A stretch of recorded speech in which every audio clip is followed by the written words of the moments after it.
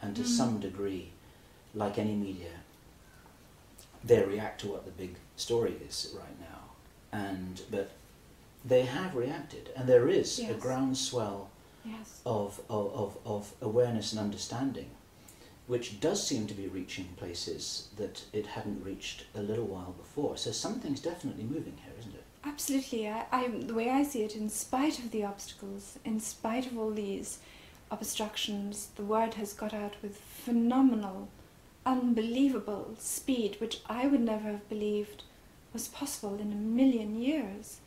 It's just been a miraculous kind of almost inexplicable form of communication, to my mind, which has taken place, you know. If we see this as a game, and I don't use that word in a trivial sense, if you see this as a game, how is the game set up now? What do you think the moves in the game are likely to be? Are the citizens of the world starting to wake up more than was anticipated? What's likely to be the response? Can you think the way that they, whoever they is, how are they thinking and what might they do? Well, I believe that the speed of the awakening has taken these people by surprise and is making them extremely nervous and worried. And they have put in place this plan for the collapse of the economy, in parallel or in synchronization, this mass vaccination program, which is designed to kill or injure a large number of people.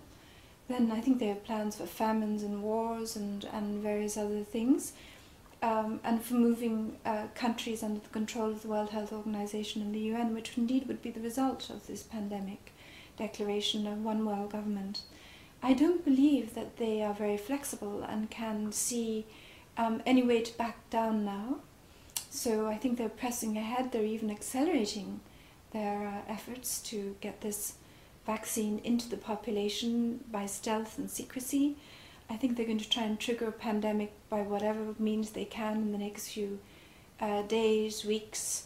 They're going to be putting it up in schools, as well as injecting it into people. There was an incident in a Swiss train where vials of so-called swine flu that was supposed to be being transported to the National Flu Center exploded on a Swiss train.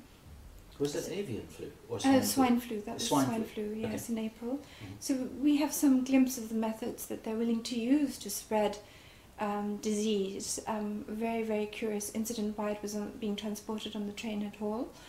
And by accelerating this pandemic, by making it ever more virulent, they hope to panic people into taking the vaccine, which will make it truly disastrous and justify forced mass vaccinations.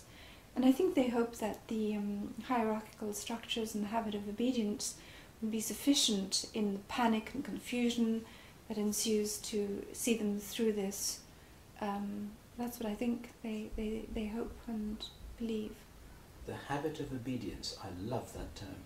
Unfortunately, all of us have to examine ourselves at this point and ask how far have we internalized a habit of deference and obedience that is really not justified and we need to regain our sense of our own judgment and reliance on our own judgment and our willingness to stand up against patently corrupt and criminal authorities and refuse to go along with it. And that's why I'm now thinking that what we need is actually a kind of organized, peaceful revolution so that we can finally take back our governments, restore our legal systems and our constitutions, and rebuild our economies, our health system and our education system, and put these people who are responsible for this in jail once and for all, so that they cannot continue doing this damage to us. So even here in Austria, I think the word is spreading and people are going to refuse.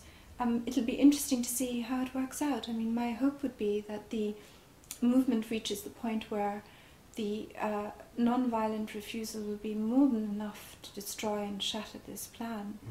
Some people have written to us and they said, look, you're not going to have a policeman with a gun knocking on your door accompanied by a doctor with a syringe. they haven't got the resources to do that. How actually could they enforce it if they wanted to? How could it happen? What would be the sanctions which they have? Well, the French government released or circulated to the heads of departments an internal document of 19 pages which outlined quite clearly their method. And this is what I assume is happening in every country. They're going to set up vaccine centres that are outside hospitals and GPs. Some of these are going to be secure. People are going to be told to go there first of their own free will, and then they're going to receive calls, whatever, telling them to appear at a certain time.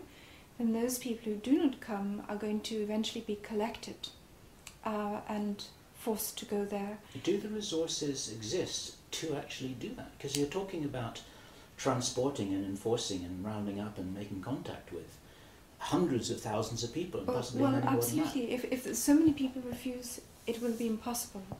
But if they are assuming that the vast majority of people will either go of their free will, or when they get the call from, say, a police authority telling them to appear, or the notification, they will go reluctantly, but they will still obey that call. And the number of people who will actually refuse to go and stay at home when they're informed it's a criminal offence not to go will be very small, and it will be a criminal offence not to go.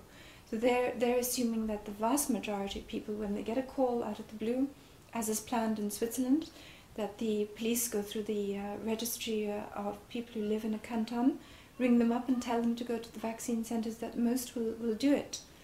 And that there will be actually very few that need to be collected by the police. I think they have special pandemic police task forces there. They won't be counting too much on the regular police to do this. And they anticipate, I think, that they can go around and collect those people. However, if it turns out that hundreds of thousands of millions refuse to go, then they cannot carry it through. And that's why it's important for every single person to say no and not to go along with it.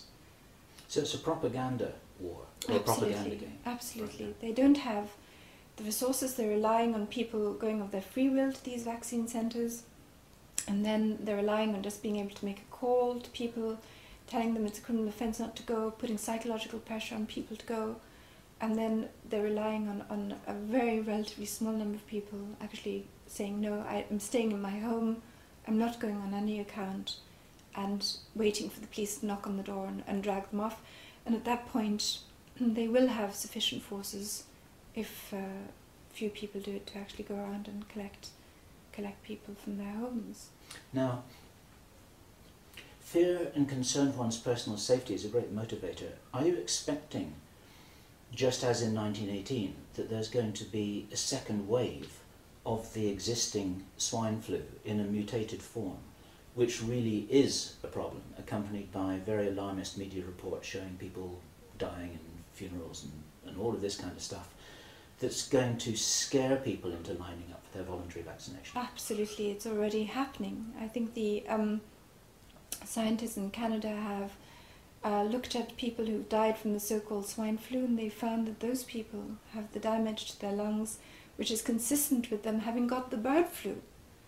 And so, how is that explicable? I mean, they must have been given the bird flu, so they've been getting it from somewhere, and it could have been from the kind of contamination of vaccine material that occurred here in Austria, where normal vaccine material was contaminated with the bird flu.